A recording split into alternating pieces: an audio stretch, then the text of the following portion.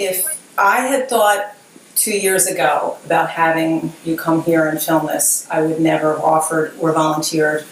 But I've been lucky enough to learn so much from different people in this industry. Elke Horn came and mentored me for a little bit, and she came to my workroom, and she was lovely and kind, and she mentioned some craft items that I had down there and asked me if I still did crafts, and I said, no, I don't have time. She said, then it doesn't belong in the workroom. And then she pointed at some pillows in a box. She said, why are these here? And I said, well, I wasn't able to sell them. And she said, so they're a reminder of a failure every day. I said, I hadn't thought of it that way, but you're right. So it took me a very long time, almost a year, but I cleaned out my workroom. And I got rid of everything that I was not using or hadn't used in a while. And my husband and I renovated the basement earlier this year. We put a drop ceiling in, we put new lights in, and it's a whole different experience to work down there. My family used to call my workroom the dungeon, and my younger daughter dubbed it the Cave of Wonders. So some of this is still in transition. I used to have samples hanging on the wall as you come down the steps. When I took them down, I liked how clean and empty it was. This is my receiving area. My receiving manager, wait, that's me. Everything that comes in, whether it's fabric, supplies, trims, I put it here because it will make me clean it up right away because I have to get past it.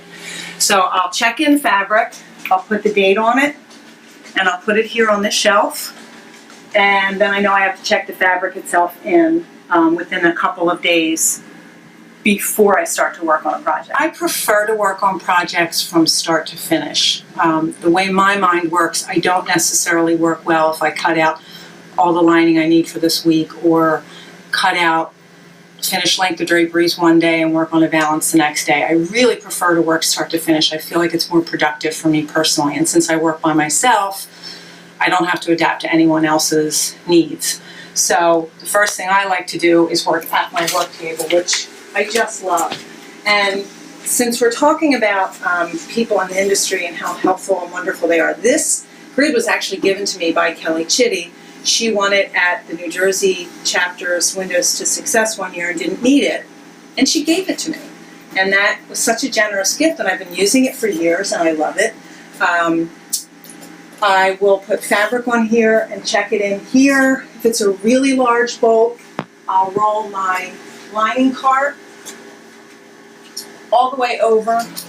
So when I renovated down here, I had this piece of pegboard that had been on the wall, and I loved that I could hang things on it, but I really didn't want to hang a lot on my wall since they were so nice and clean.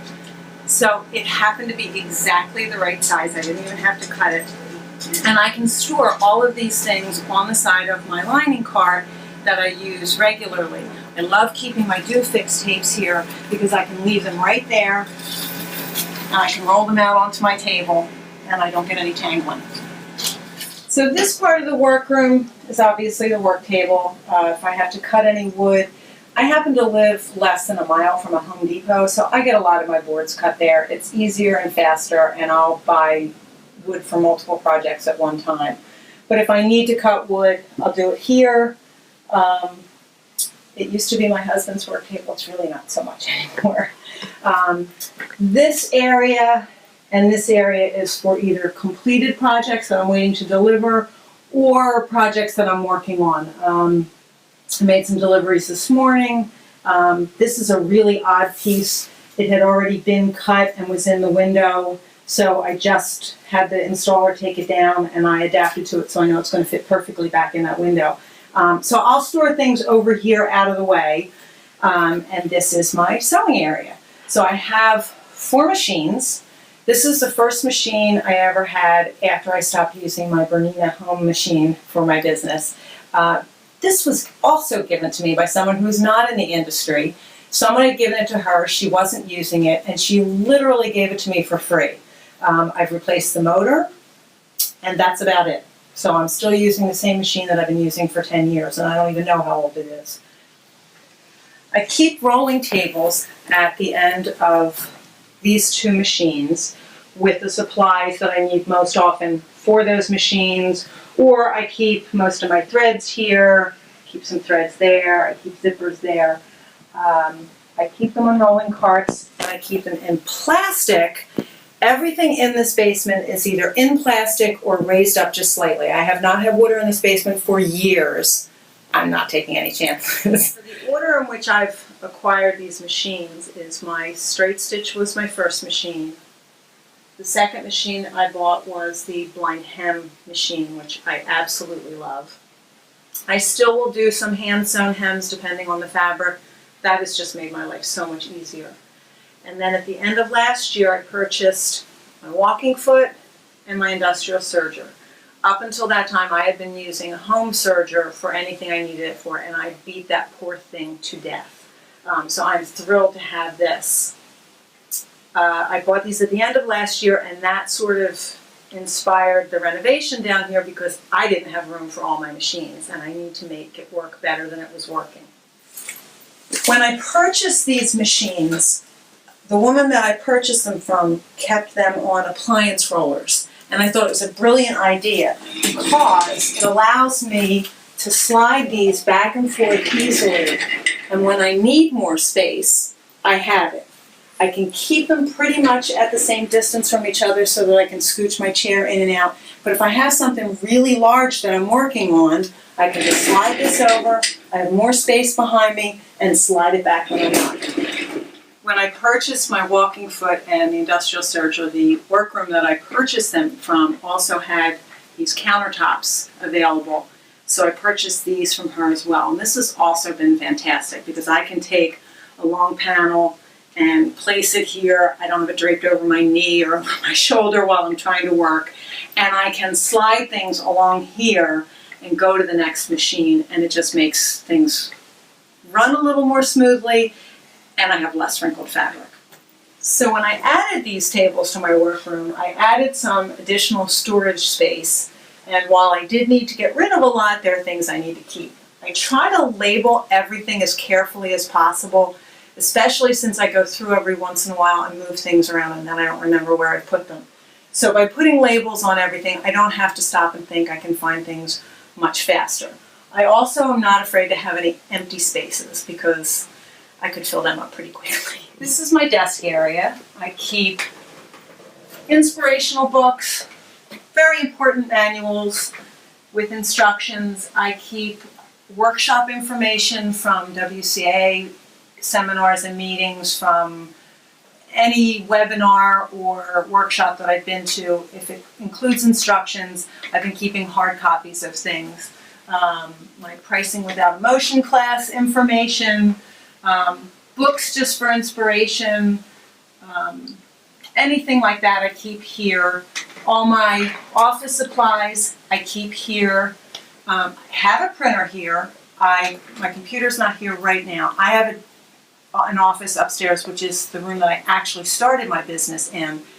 That's a nice place for me to go to get away from all of this. Sometimes if I'm in the middle of a project and I'm a little overwhelmed or I don't know quite what to do next and I need to work on an estimate or something like that, I'll sit in the upstairs office where I have a pretty view and pretty colors and it's a nice quiet space.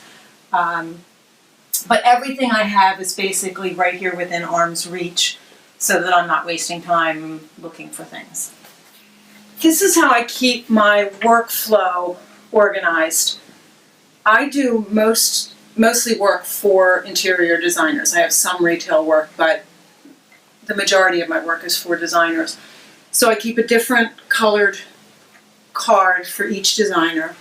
I put the name, the side mark, and I put what it is I'm making, whether or not I've sent the estimate, gotten the deposit, whether or not the fabric's been received, whether or not I've checked it in.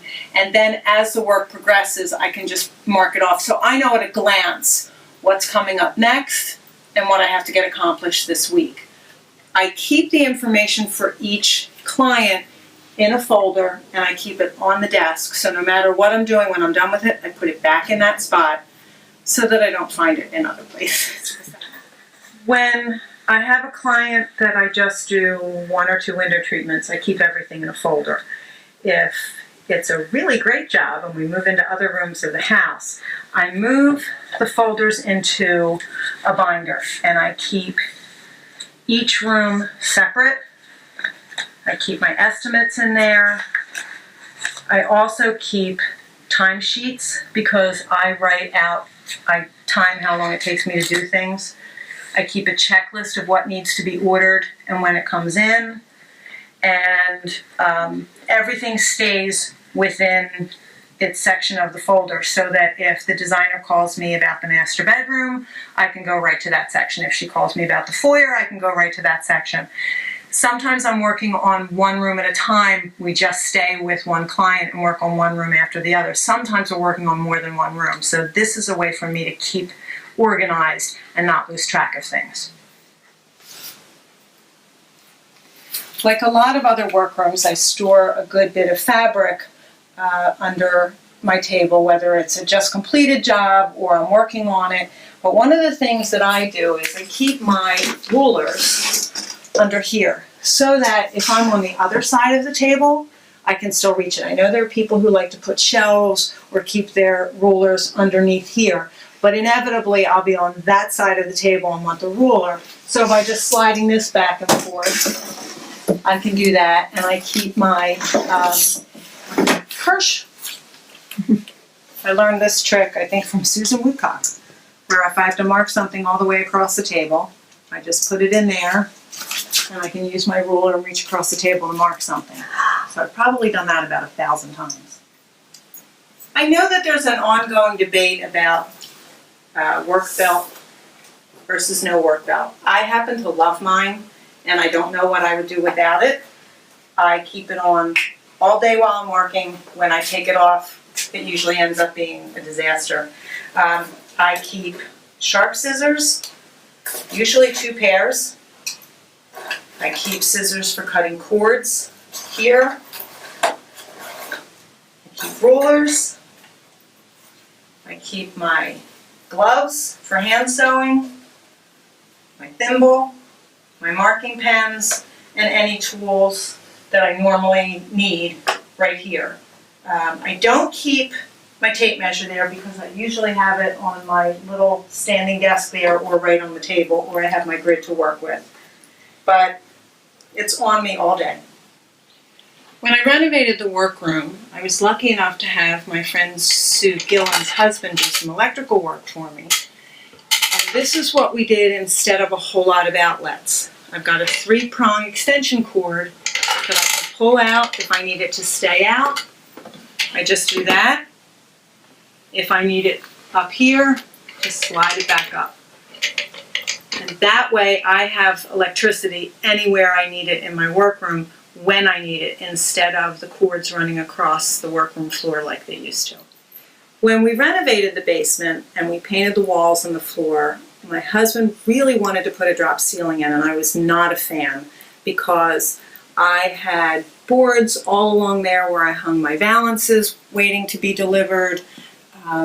My do-fix was hanging right from the rafters, and I felt like I had more hanging space, but it was so dark and it was so dingy down here that as soon as we started to put the drop ceiling in, I had to admit he was right. It's so much brighter. We added one additional light than what had been down here before, and it just makes a world of difference to be able to come down here and have it such a bright spot. So I'm really happy that I did it. I started my business 10 years ago, and when I started, I knew nothing about the WCAA or CHF or any of the industry partners that I now use on a daily basis.